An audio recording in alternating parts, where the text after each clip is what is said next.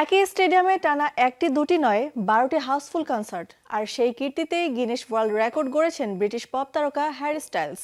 Wembley স্টেডিয়ামে কোল্ডপ্লের দীর্ঘদিনের record ভেঙে নতুন ইতিহাস লিখেছেন তিনি। বিস্তারিত প্রতিবেদনে।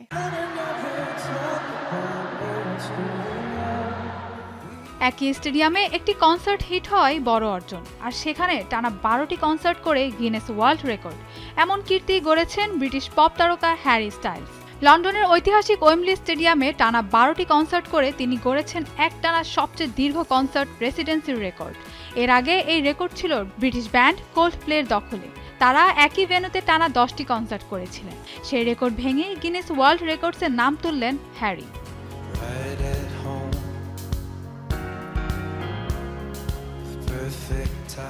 গিনেস ওয়ার্ল্ড রেকর্ডসের বিচারক উইল মুনফোর্ডের মতে এই অর্জন শুধু কনসার্টের সংখ্যা নয়, এটি হ্যারি স্টাইলসের লাইভ পারফরমেন্সের ব্যাপ্তি, উচ্চাকাঙ্ক্ষা এবং ভক্তদের সঙ্গে তার অসাধারণ সংযোগেরও স্বীকৃতি।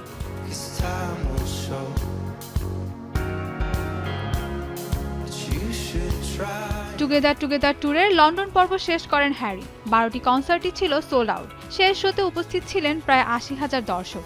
সেই মঞ্চে আবেগঘন এক বক্তব্য দেন হ্যারি। ওয়ান ডিরেকশনের 4 সাবেক সদস্য Niall Horan, Louis Tomlinson, Zayn Malik এবং প্রয়াত লিয়াম পেইনকে ছাড়া এ যাত্রা সম্ভব হতো না।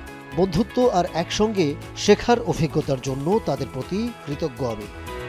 এই অর্জন উদযাপনে ওয়েম্বলি স্টেডিয়ামে উন্মোচন করেছে বিশেষ স্মারক ব্যানার। তাতে লেখা ছিল 12টি শো, একটি রেকর্ড, ওয়েম্বলির ইতিহাসে স্থায়ী জায়গা।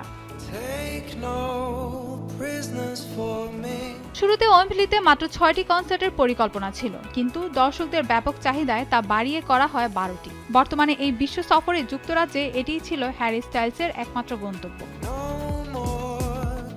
যুক্তরাজ্য পর্ব শেষ করে এখন ব্রাজিল, মেক্সিকো, যুক্তরাষ্ট্র ও অস্ট্রেলিয়ায় পারফর্ম করবেন এই গায়ক। ডিসেম্বর পর্যন্ত চলবে তার বিশ্ব সফর।